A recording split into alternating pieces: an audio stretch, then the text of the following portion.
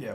Captain Marcus Canady. Currently, I am the executive assistant to the assistant commandant for resources. Perfect. It's Marcus. Canady is Canady. Nice. Job in the civilian world, if you will. So All right. So you're a GS employee for us now. I am, yes, sir. Welcome to the team. Thank you. It's phenomenal to be here, especially right here, right now, talking to a leader because I love leadership and mentorship. All right, good. Yeah. Good. So for you, what is your favorite style of leadership? So I would say my favorite style of leadership is intrusive leadership. So I would say that this has kind of been a journey for me in understanding this leadership style and it becoming my favorite leadership style. I think if you would have asked me a couple of years ago, you might have gotten a different answer. You might have gotten servant leadership as my favorite leadership style.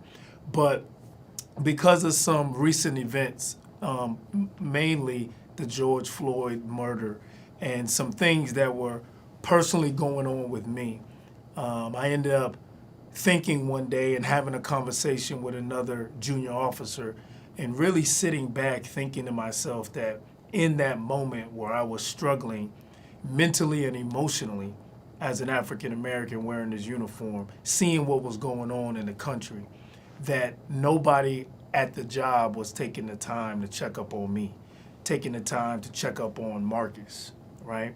And I was expected as an officer, and at the time I was a commanding officer, to continue doing the job, to continue doing the mission, make sure that the aircraft were where they needed to be, when they needed to be there, doing the things that they were supposed to be doing. But nobody was really checking to make sure that I was okay personally. And then having some conversations with some other members, end up realizing that what I was feeling, they were feeling as well. And nobody was asking them how they were doing. So I ended up writing an article about that. And the response that I got from the article was tremendous. I had a lot of friends reach out to me, classmates reach out to me, mentees, mentors, people that didn't even know me started reaching out. And I think for the first time, the organization really started to have some difficult conversations surrounding some sensitive topics, you can say. Now, I say difficult, but I also say that these conversations are necessary in increasing workplace unity, team cohesion, all of these things, right? So I started thinking about my favorite mentors, my favorite leaders that I have worked for and that I would love to work for again. Some that have retired and I still have relationships with.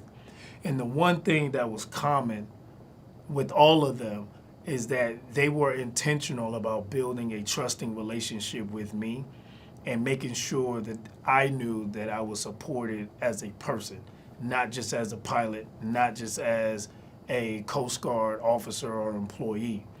So then I started researching a little bit more about this intrusive leadership style.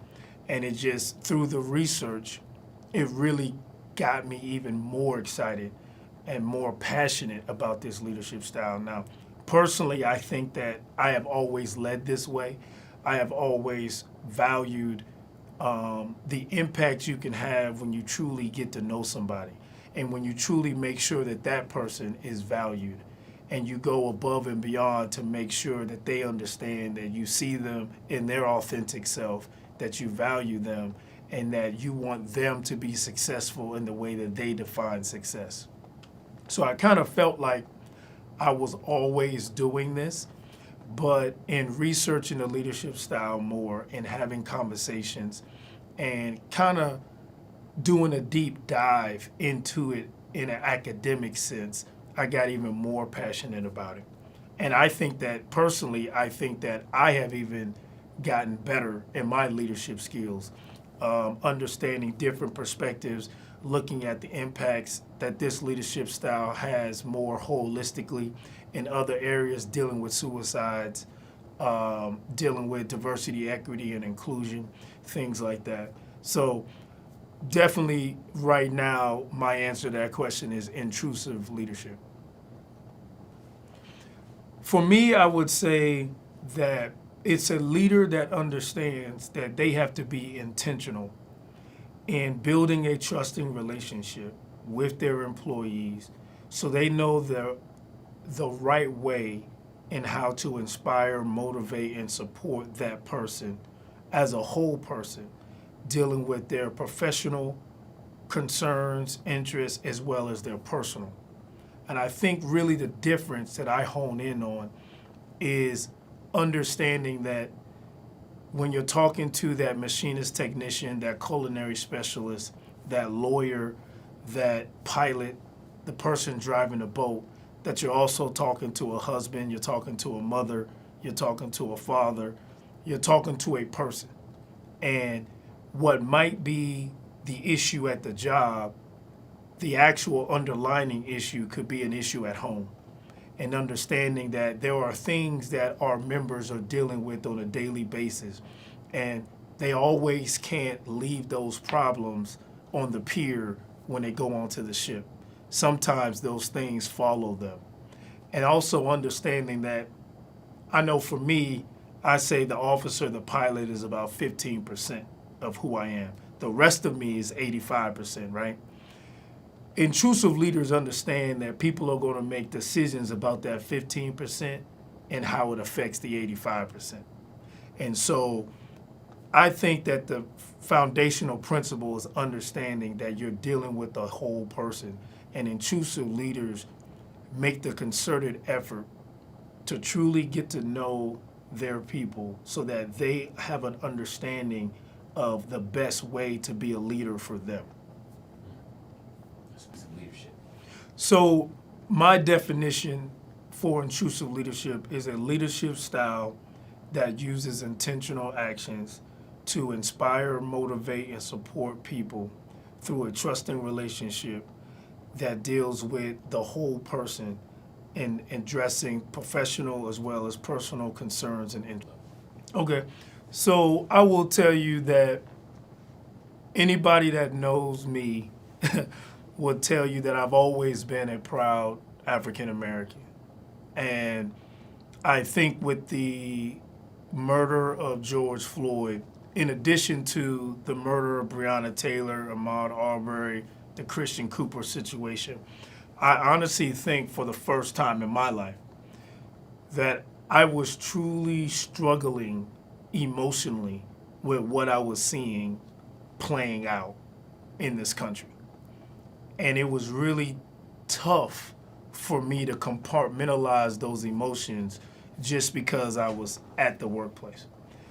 I often say in describing this moment that because I'm a proud African American in uniform, that I've kind of always felt like I had a mask on, where I had to conceal or cover up certain things that were important to me in order to fit in order to make sure that I was liked by my counterparts and make sure that they were comfortable.